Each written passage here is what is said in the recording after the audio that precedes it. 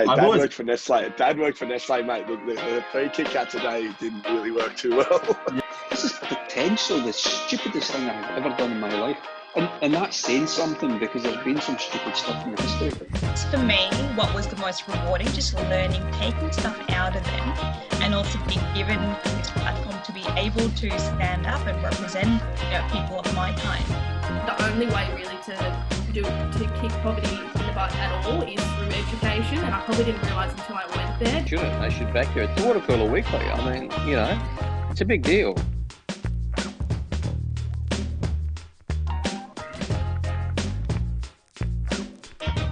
It's my pleasure now to welcome on ultra runner Dylan Bowman. Dylan, thanks for joining me today. Pleasure to be here. Thanks so much for having me. That pleasure's all mine. I guess before we get stuck into it, when someone says that phrase ultra runner, how would you describe that?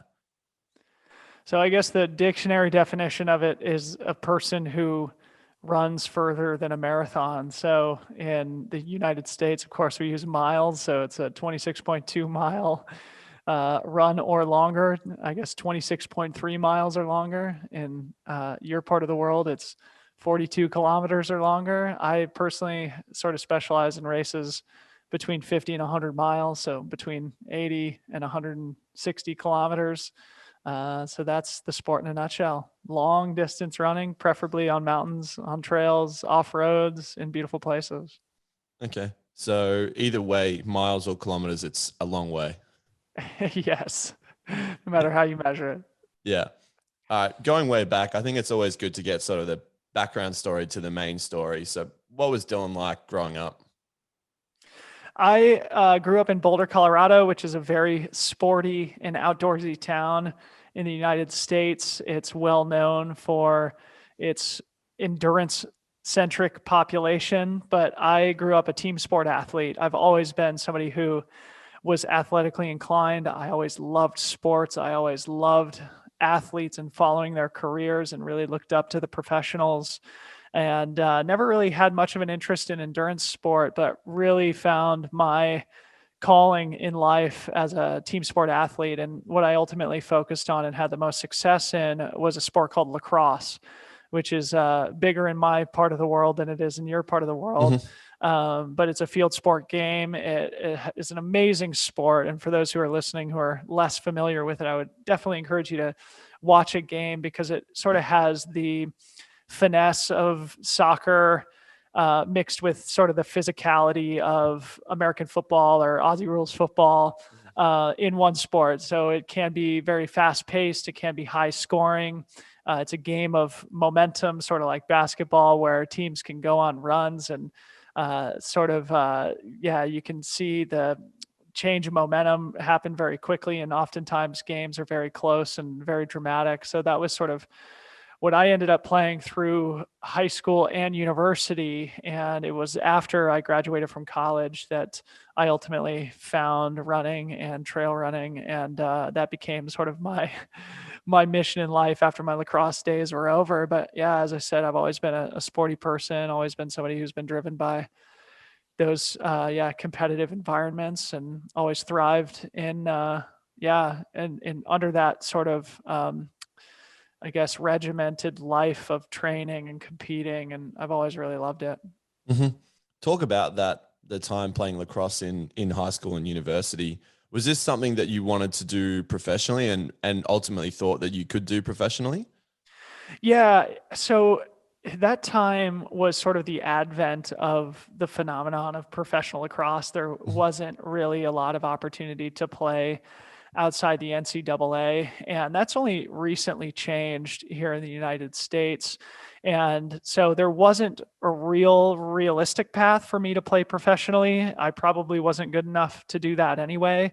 But like I said, I loved the game. I really enjoyed my time playing it. I definitely was kind of ready to put the sport behind me and kind of divorce myself from it pretty quickly after college. And then it's been in like the last 5 years or so that I've really reconnected with the game and rediscovered the love that I have for it, and just how compelling it is as a sport and how perfect it is, I think, for this sort of like moment in history.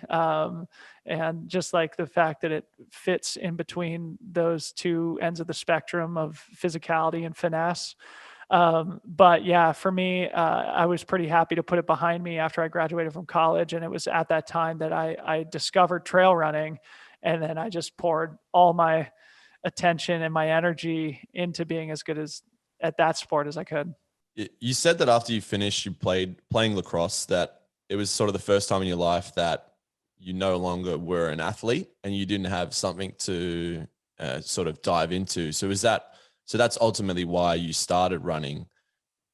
Before you sort of get into that, was that something that you struggled with, that realization? I know a lot of athletes have, an identity crisis almost. Would you classify that as what you experienced? Yeah, totally. I don't think I was self-aware enough at that point to really have like an identity crisis about it, but I was totally kind of lost at that point in my life, thinking, okay, what do I do when I grow up? I'm done with college. What am I doing with my life? I was living in Aspen, Colorado at the time, and I was very much still behaving like a college kid. I was partying a lot. I was staying out super late. And after some time doing that, you sort of start to lose your pride in who you are as a person. You sort of realize that you used to be this great athlete and you used to work out every day and you used to have this sort of structure in your life, this sort of scaffold that held everything else together. And that was sport for me. And so I quickly sort of started running again. And I guess I should say that when I was playing lacrosse, my role on the team was always to be sort of the hustle guy, to be the guy who covered ground in transition, who ran up and down the field playing offense and defense. And so I was always a good runner. But I just started running again after college in order to just kind of get back into fitness and to balance out some of the partying that I was doing.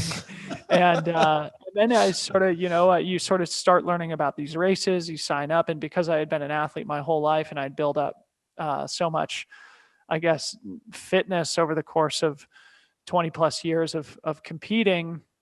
And because I just loved the daily practice of going to practice, of doing the training, it was really easy for me to sort of fall into that routine and that rhythm again. And once you start to see yourself improving at a new sport and feel like you have a little bit of natural talent for it, it starts to become a snowball effect and you get some momentum. And then I started signing up for races and performing well. And then, I learned about the Leadville 100 and did that and totally outperformed my expectations or my fitness. And I, haven't looked back since. Yeah, well, let's talk about the Leadville 100 because it's something I had written down. So this is a 161-kilometer race through rugged terrain in the Rocky Mountains. Now, after, I'm guessing it's a year to prepare for it. Is that correct? Yeah, it was probably about a year after I started running that I did Leadville. Yeah, so you came third. Now, is this not the sort of race people take years to prepare for, and you've just taken a year and come third? Yeah. So like I said, I totally outperformed my fitness or my experience or my expectations that day. But looking back at it, I can totally pinpoint why I was able to perform well. Number one, obviously, I had been an athlete my whole life. So I just approached the sport with a lot of just lifelong experience competing, and I didn't have competitive aspirations for the race per se. I really was there just to finish, but I was possessed with this deep knowledge that no matter what happened, I was absolutely going to reach the finish line. There was nothing in the world that was going to stop me. And when you have that attitude, when you have that feeling, you're much better capable of dealing with adversity in real time or dealing with the low points that inevitably come in the course of an ultramarathon race. So having that lifelong experience of being an athlete, but coming into it with some ignorance about what it took and a deep, deep enthusiasm about what I was doing just created this perfect recipe for me to have a good race. And that's sort of like the page one of the second chapter of my life, and I've sort of been writing a new story ever since.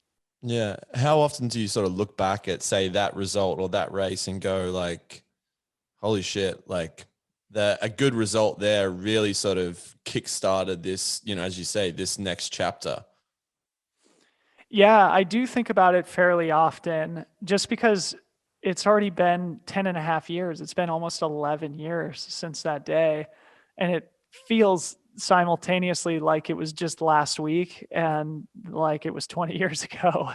And I just turned 35 a couple of weeks ago, and very much still feel the similar love for what I'm doing, and very much still kind of, want to continue down that path, but also, have an influence and an impact on the sport in a different way beyond just being, competitive and winning races and posting on Instagram, etc. So the sport has given me so much in those 10 plus years. And looking back at Leadville now with a lot of perspective, it's mind blowing to kind of see what's happened since. Yeah, I guess this is probably going to be a question where I'm sort of jumping ahead a little bit, but do you think the fact that, you've been in the sport for, say, 10 years and you started it probably a little bit later than what most people probably have, do you think that's been an advantage for you physically in terms of your body doesn't have that, say, wear and tear that others might have? 100%. And this is one of the things that I really want to try and do here in my career as I evolve and age, is try and get more kids like me into the sport after college, people who play soccer or lacrosse or some other kind of team sport, because I think there is so much to be said for the crossover effect. For me, looking at the advantages I had coming as a lacrosse player, you build a natural agility. You cover a lot of ground on the field, particularly in the position that I was playing. So I got very good at running, just a different type of running. But yeah, just the agility and quickness that I needed to be a good lacrosse player and contribute to my team also translated to trail running so well, because in trail running, you obviously need to have a little bit more agility, a little bit more quickness, a little bit more, I guess, athleticism than you do to be a track or road marathon runner. And then to your point about wear and tear, that was also a huge advantage I think that I have now still to this day, is that a lot of the guys who are my age, who I compete against, who grew up as runners and came through a collegiate system and have just been training and racing at a high level since they were kids. Yeah, I think they have a lot more miles on the odometer and therefore a little bit more wear and tear than I do. And I've always been pretty lucky with my health, with the exception of a little sort of rough patch in 2019. But and then just finally, I think just the love that I have for the sport, I've never been terribly burned out on it. I like on an emotional, psychological level, I think that has a lot to do with the fact that I came into the sport later in life.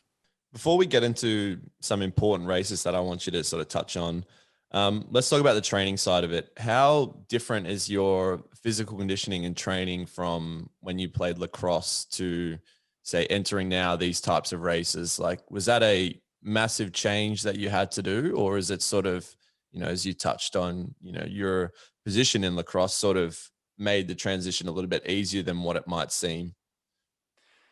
Yeah, the training is totally different. The only thing that's similar is just the act of carving out time in your day to break a sweat. Other than that, the training is totally different. So going back to when I was playing lacrosse and going to practice is very much sport specific, on the field type training, a lot of drills and scrimmages, things like that, where I was running around a lot, but we weren't doing focused fitness building type runs. It's not as if we would go out as a team and run 4 or 5 miles or whatever.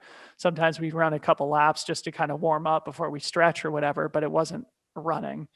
But of course, like I said, cover a lot of ground on the field at a high intensity, running back and forth, with quick movements on angles, spinning around, just being athletic. So that was kind of what that training looked like. And now obviously sport specific and trail running, it's very different. It's a lot more time just out running on trails, doing obviously focused interval workouts, things like that to help myself perform at the highest level. But the training's totally different. Yeah. All right. Let's say you're preparing for a race right now, which you might be. What would a normal training week look like you in, say, the peak of your preparation?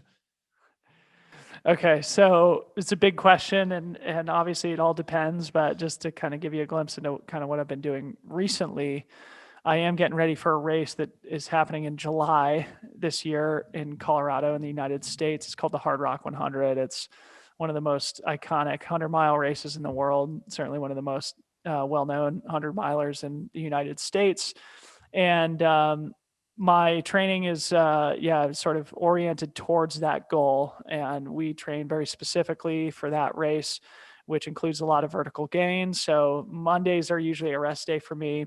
Tuesdays are usually kind of easy, sort of recovering from the weekend before.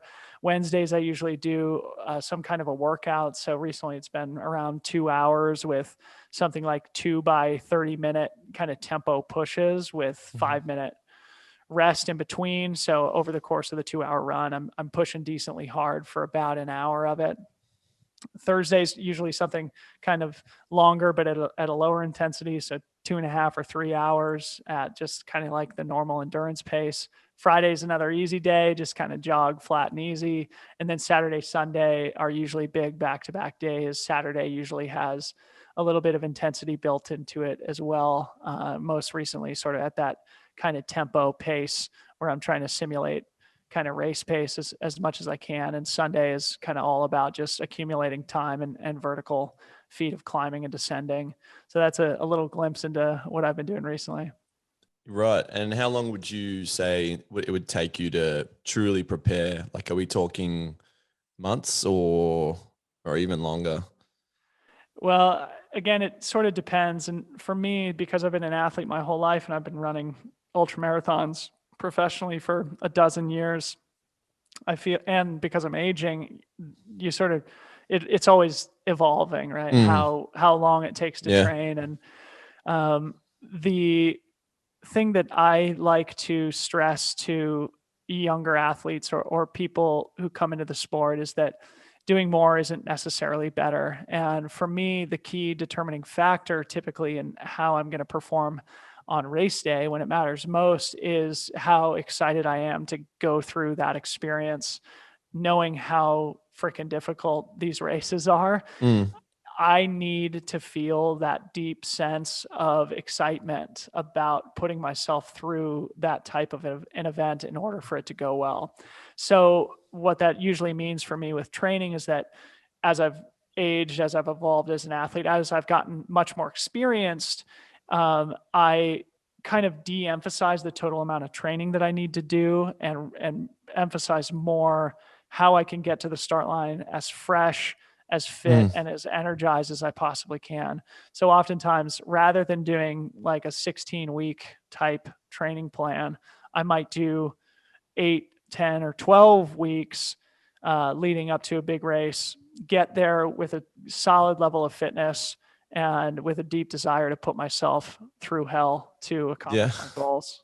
Kind of how I like to look at it, trying to balance the physical fitness and the emotional energy, and just making sure that I don't tap that well too many times in training so that I'm ready to tap it as deeply as possible on race day.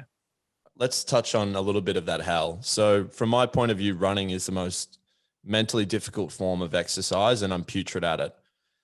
You can run for up to 20 hours at a time. How tough is the mental side of that and competing in these sort of grueling events? And do you think that's the most important the important hurdle to overcome when competing in these events?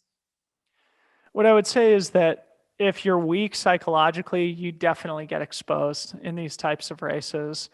And oftentimes you'll see that the people who are theoretically the most talented pure runners in the field don't fare as well just because they haven't cultivated that personal psychological strength as much as they have their physical strength. And so this is sort of something that I always try and harp on as well is, building up that emotional character to know that when you get to the point that inevitably happens in every race where it sucks and you question whether you should be there, that you come to that moment with a sense of poise and a sense of integrity and belief in yourself that you can get through it.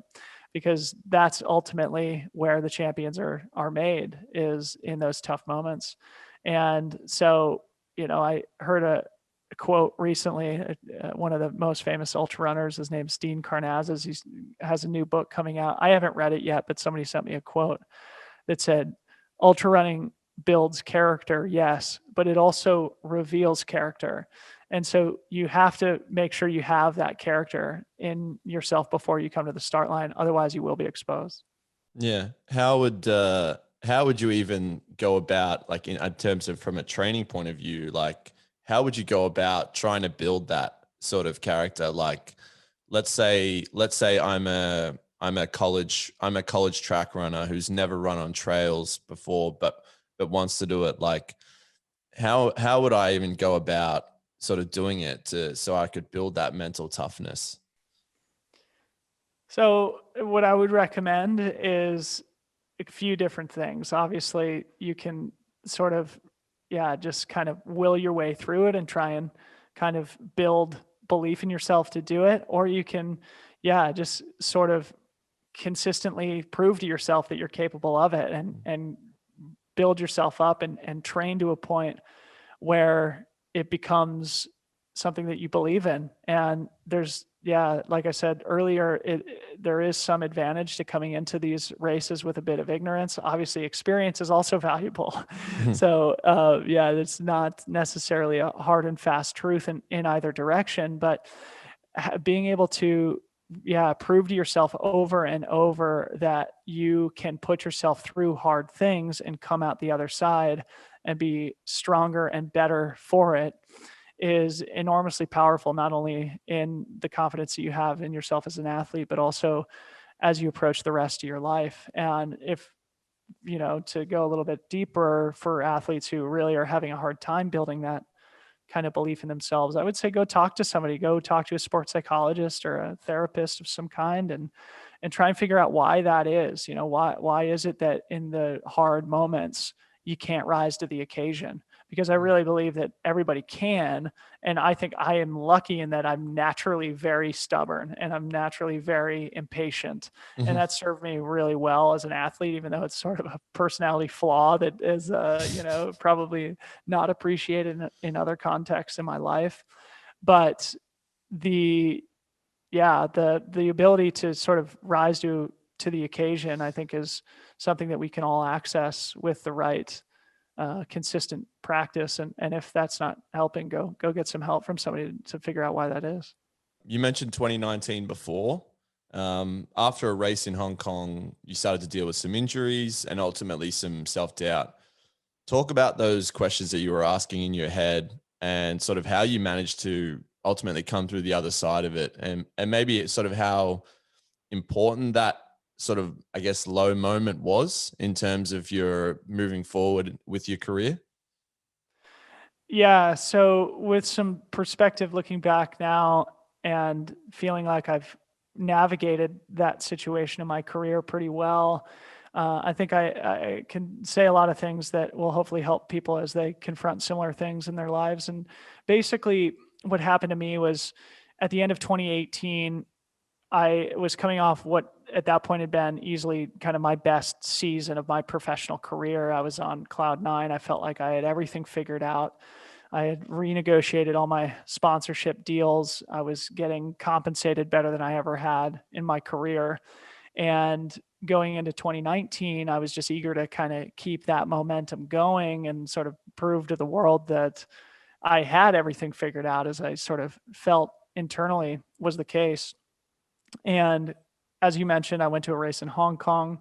I'd already been feeling pretty off at that point, just kind of down and depressed, for lack of a better word, and ultimately got very sick upon arriving in Hong Kong, some kind of traveler's flu, and wouldn't have started the race had I not flown all the way across the world to compete. Started the race knowing that I was not in any condition to actually be there and compete to the level that I wanted to. Ultimately pulled the plug about 20 miles into the 100-kilometer race. So I was less than a third of the way through when I ultimately dropped out.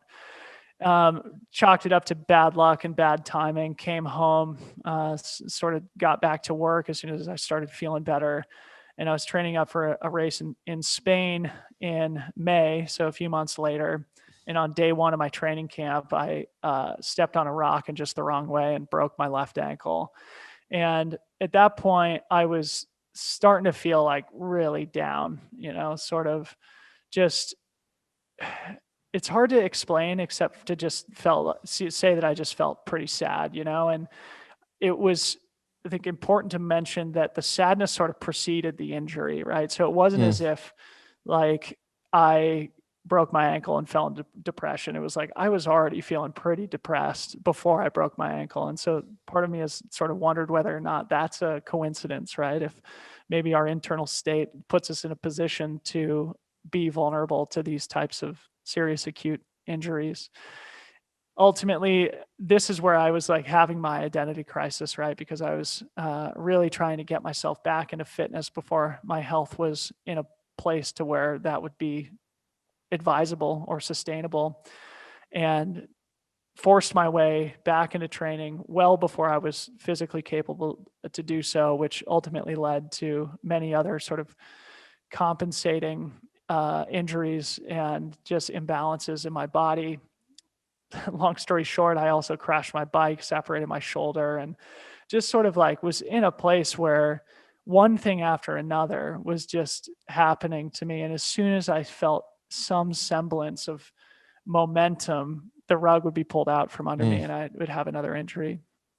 And the key, I guess, takeaways to kind of answer your question were two things. Number one is just the importance of cultivating this what we call emotional fitness, this feeling of being okay with, with going through hard things and recognizing that stuff is trainable, just like our physical fitness is trainable. It takes daily practice to make sure our internal life is in a healthy place. And as I said earlier, I think when that's the case, we have our best performances when our emotional fitness and physical fitness are both in a good place. And then the second thing I think it really taught me was just to decouple my identity as an athlete from my ability to be okay with who I am as a human being, right? And for me, having just signed all these new sponsorship deals and feeling like I was a great athlete that was super worthy of the support that I was getting and the attention that I was getting,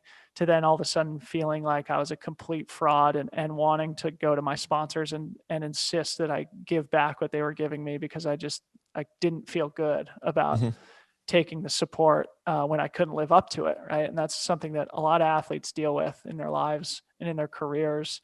And so those are the two major takeaways for me, is just like, remember to cultivate that internal health, and also, be more than an athlete. Make sure your personal identity isn't totally wrapped up in it, because it's really tough.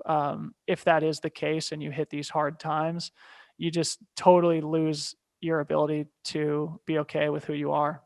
Yeah. It's interesting that you touched on there about the, giving the money back to the sponsors because you feel bad. A lot of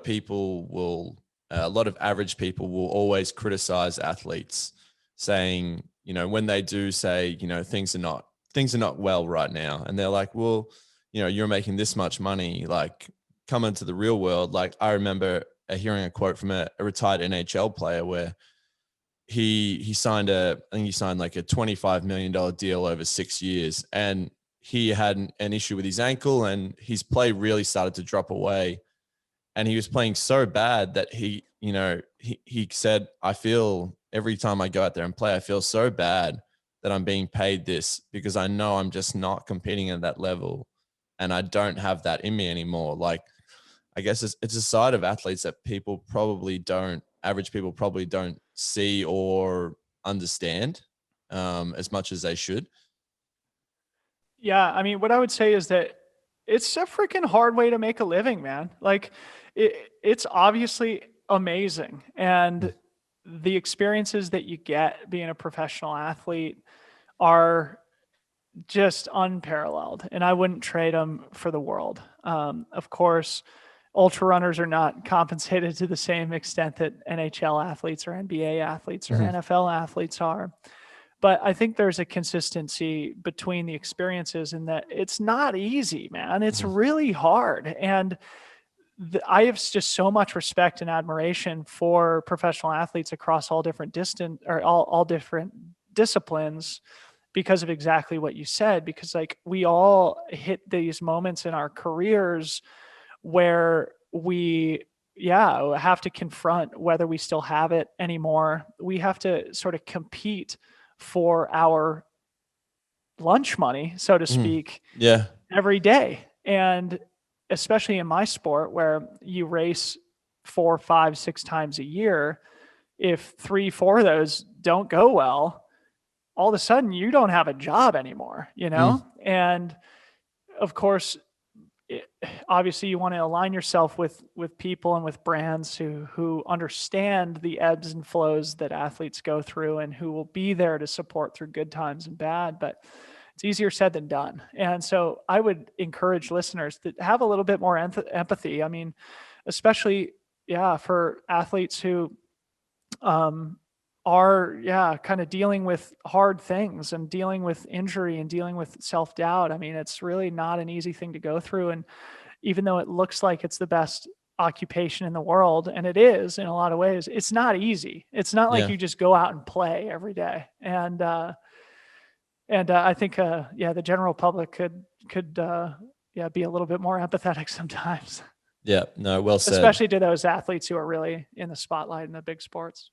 Yeah, and I think it's also important to touch on the fact that a lot of sports, or probably the majority of sports, players aren't getting paid what the NBA and the NHL players are making. So, while a lot of people will probably see someone as a professional athlete, like to give you an example, a professional hockey player here still works a 9-to-5 job like I do. So it's not always glamorous depending on what sport you're in. So like that, the empathy towards some is definitely a lot, is needed a lot more than what it's shown. 100%. Yeah. And I have a lot of respect for people who do that. I've always kept a full-time job myself. And I think looking back now, being 35, I'm so grateful I've always kept that part of myself balanced and had something to fall back on, even though I haven't necessarily needed the safety net. It's been such a gift for me to not only kind of fill time, but to develop myself in different ways. And I think it's even more concentrated, this thing that we're talking about, and just the pain that athletes can go through sometimes when that is 100% of who you are and how you make your living. So there's a few races and trails I want to get you to touch on because I think they're important. So the first one is the Wonderland Trail. So you came out of that 2019 period and you completed a 93-mile trail, which is known as one of the most grueling trails. And you did it an hour and 29 minutes faster than anyone had been known to complete it at the time. I guess talk about how important it was to, after that tough period, to go out and do such a tough trail and then also, completely smash the fastest known time. So the Wonderland Trail is an amazing route, actually probably one of the most incredible long trails in the world. I've had the luxury to travel all around to do races on several continents, and I would put the Wonderland Trail up there with anything else I've ever done as being one of the coolest, most worthy objectives in the world. And it was on my radar since the earliest days of my career. One of the athletes who I sort of grew up in the sport idolizing had the record for a while, and it was always kind of in the back of my head as something I'd want to do in my career. And of course, given that 2020 was sort of without competitive objectives due to the coronavirus, it became an easy thing to sort of turn my attention to. The trail itself is sort of in an alpine environment around Mount Rainier, and therefore it's only really accessible during a couple of months in the summer. And typically every year, those months are filled with me traveling and racing. So because I wasn't traveling and racing, it gave me the perfect opportunity to check this one off the bucket list. So yeah, did a few months of training for it. I actually also moved my wife and I to Portland, Oregon on the West Coast. And so we were only about 2.5 or 3 hours from the trail itself here at our home base. And so it was a super worthy objective. It was something I trained really hard for, and ultimately put together a good solid run on the course. Ultimately, I don't know if you know this, but the longer story is that my record only stood for 5 days. It was broken by. I wasn't going to mention that though. Yeah. Yeah. Well, I mean, I think it's an interesting thing to mention because it sort of speaks to the culture in our sport, and that is the competitive nature. Competitive nature, but also the camaraderie, the friendship, the sportsmanship. I mean, Tyler Green, who broke my record, is a guy also here from Portland. He's a friend of mine, a guy who I train with, and a really solid athlete and a good guy. And even though I was pretty bummed out about him breaking my record. You couldn't have given me more than 5 days with it. Right. Yeah, come on, man. No, it was good. And he came on my podcast and we chatted about it, and I learned a lot from him. And I think it ultimately allowed me to have like a different impact on the sport, and just being able to exhibit that sportsmanship, that camaraderie after having sort of a heartbreaking thing happen to you, to, be able to shake hands with your competitor and be actually true friends with the guy and not feeling territorial or angry at him or take it personally. I think that's what makes our sport unique and awesome. And so it was, it was one of the highlights of my career, honestly. Yeah. All right. So the next one is the Ultra Trail Mount Fuji. So this is a place you've won twice, and probably one of the most well-known places in the world. Talk about both winning that race and what it's like to experience that from a scenic perspective. So I am a huge fan of Japan. I've been there 3 times now. I've done the race twice, and then I went back another time for kind of a press tour after I won the second time. And I just love it there. I find it to be such a welcoming country, such a welcoming and caring culture. And I have just really enjoyed my time there. And the Ultra Trail Mount Fuji is one of the most important races in Asia. It's a 100-mile race around Mount Fuji. And I've had the good fortune to race and win there twice. The first time was in terrible typhoon conditions that ultimately made the race organizer shorten the race. But I was able to win that year. And then in 2018, I went back in perfect conditions and was able to win again in what was like one of the most close and dramatic races in ultramarathon history, at least that I know of. And one of the highlights of my career, probably the best race of my career, looking back with some perspective. And like I said, just a phenomenal place, phenomenal country, and great trails and culture to experience. Yeah. Okay. So the last one is probably my favorite one. Is you made a video about this. It's the Lost Coast Trail. So this is a 89-kilometer coastal stretch in Northern California that, given its remoteness and terrain and whatnot, it's extremely difficult to complete. You claimed the fastest known time for this. I'm not sure if you've still got it. I hope you do. No, you don't. No. I tried. Yeah, it's okay.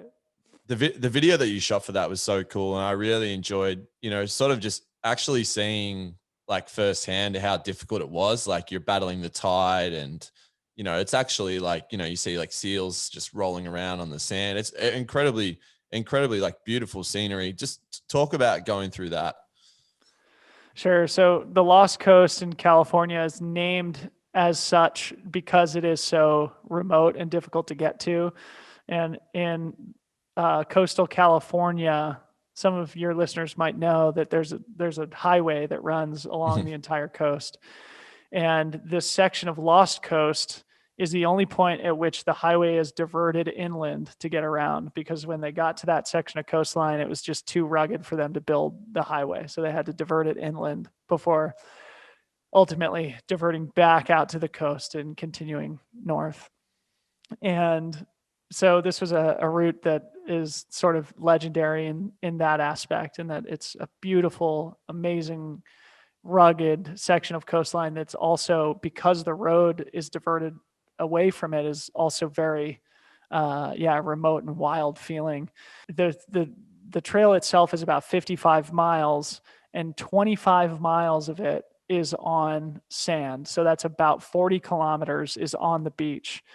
And you have to time your traverse in such a way to make sure that when you're on the beach, you're not on the beach at high tide, because there's a few different pinch points where if you get there at high tide, you're going to be swimming or you're going to be stranded. Yeah. And so it adds another level of logistical complication that makes the run a little bit more entertaining. But definitely for me, like I said about the Wonderland Trail as well, the Lost Coast Trail is 100% on my Mount Rushmore of great runs in my career. Yeah. Yeah. How long did you hold the fastest known time for that? More than 5 Not days? long. Again, yeah, no, like a couple of weeks, I think. Yeah. That's sort of been my claim to fame with the fastest known times, is they get broken very quickly thereafter. Yeah. No. Oh, it's good to be known for something, I guess. I guess so. Outside of competing, you developed an app called Pyllars, which is to help trail and ultra runners. And through that, you also do a podcast, which you sort of mentioned before. Take me through that journey, and why was it important for you to create something like this that sort of ultimately helps people getting into the sport or are already established in the sport? So yeah, thanks. So yeah, Pyllars is our new mobile app. You can find it on iOS or Android. And really what I wanted to do with it was sort of what I mentioned earlier, and just be able to take my experience in the sport and just the fact that I just truly deep down love it. You know, I just desperately adore this sport, and I feel that it can be, I mean, I know it changes people's lives. It's changed my life in amazing ways, and it touches people on a level unlike anything I've ever experienced as a lifelong athlete and observer of competitive outlets. And so with the app, obviously, we wanted to just basically arm people with as much information and inspiration as they could possibly need in order to approach the sport of trail and ultra running. I recognize that the sport can be somewhat intimidating for those who are newer, who may think of running 80 kilometers or 160 kilometers to be absolutely crazy.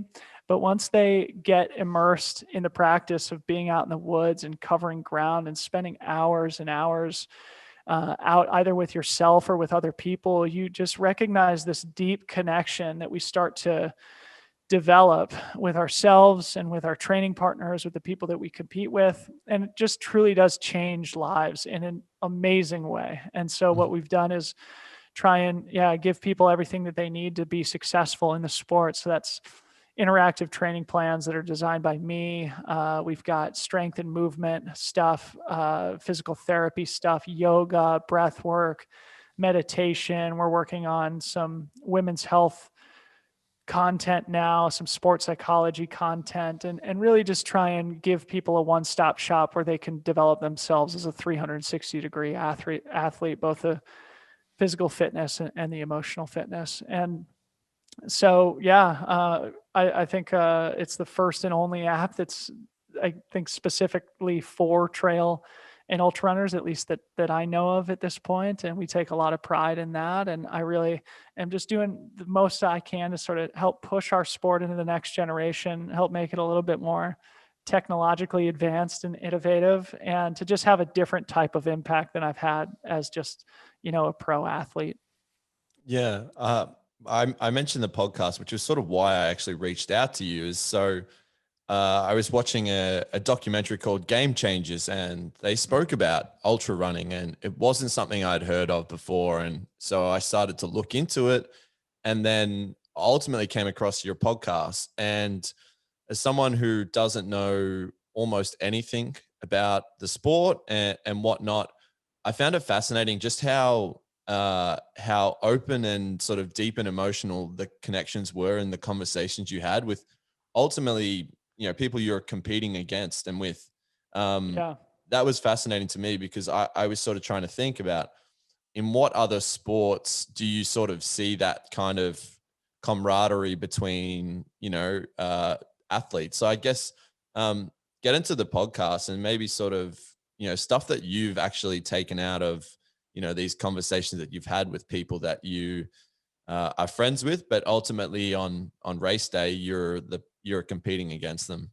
Yeah. Well, thanks so much, man. I think the podcast has been the number one silver lining of the whole pandemic. And I've just had so much fun putting it together, and it's just brought me so much joy. And I wanted to do it for so long and just kept putting it off and putting it off and putting it off. And then finally really have been putting a lot of time and energy into trying to make it something valuable to my audience over the course of the last year or so. And I think one of the things that makes it a little bit different, I don't know if you're familiar, you're probably not, but there's a podcast in the United States, or that's, popular in the United States, that's hosted by a couple of former professional basketball players in the NBA. Their names are Matt Barnes and Steven Jackson, and the podcast is called All That Smoke. And I think what I'm trying to do is something fairly similar. And I think my podcast resonates with people in a similar way, because I speak mostly to the professionals on the racing circuit, people who I know personally. And I guess some people who I don't, but people who I know what they're going through. I've been there. I've done these races. I know the sport. I know what it takes in training and competition. And because of that, I think they feel comfortable talking to me about this stuff. And yeah, absolutely. I try to stay away from, some of the more generic stuff about kind of whatever other shows might talk about, and focus more on like the personal side of things and about, kind of what you learn and how you change and how you grow and what it's like to go through the hard parts and coming out the other side with some perspective. How have you evolved and how was it valuable? Those sorts of things just, I think, speak to me so much. And I think what the guests feel comfortable having me sort of lead those conversations because they know I've been there, and I'm willing to sort of talk about it openly on the show too. So, I mean, obviously, I'd love to plug the show on your podcast, but it's very much running centric. But I do like to go outside of running too. I've spoken to some of my people in my network. One who's a professional in wine. He's a master sommelier, and kind of finding the parallels between what I do as an athlete and what he does in the world of food and beverage. I had a friend on who's a venture capitalist who also is very competitive industry and has a lot of wins and losses and a lot of just mundane daily grind type shit that we deal with as athletes as well. So kind of trying to draw those parallels too outside of sport. But like I said, it's just been so much fun to work on. And I'm just, really grateful that I finally pulled the trigger and did it, and intend to keep it as a core part of my weekly schedule going forward. Yeah, it is. It's so interesting to see how many athletes now, both retired and current, are doing this form of media. And it's almost as if, the generic athlete answer to, the team played really well, we just got to work harder. That is almost gone in these conversations because they have that you touched on, that level of comfort, we can look at each other and go, okay, we've both been competing in the same sport. We know what it's like. I know he's not going to go out and, use a shitty headline to try and grab attention from what I say and take it out of context. So there's that trust level there, which sort of really does, which is something that probably the thing that most I love about podcasts is just how you see this completely different side of these athletes, which humanizes them, which is a weird thing to say because, ultimately it should already be like that, but you just don't get to see that side of them in your normal media, I guess. And it sort of, it would be interesting to see how the normal media sort of goes in, say, 5 to 10 years time from now.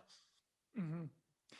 Yeah, I agree with everything you said. I mean, I get most of my commentary. I consume most of my media via podcast at this point and social media to a degree, but yeah, I agree. It's so nice and refreshing when you can go straight to the source, when you're not relying on some institutional media outlet to kind of tell you the story of these athletes, when they are able to tell you that story themselves in a context where they feel comfortable, where they feel like the person there will do them justice and won't, like you said, do something kind of questionable on the back end where they're might be taken out of context or what they're trying to say is overshadowed by some ulterior motive that the interviewer might have.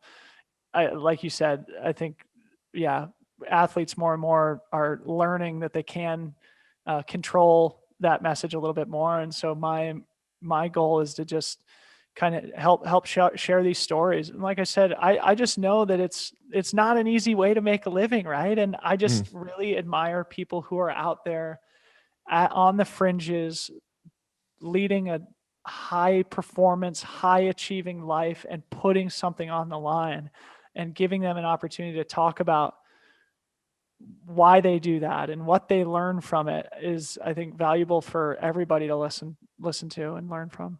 Yeah, no, absolutely. I couldn't agree more. I guess the best way to finish up is, I know you said you were preparing for a race, but what's next for you, both in terms of race wise and then also personally?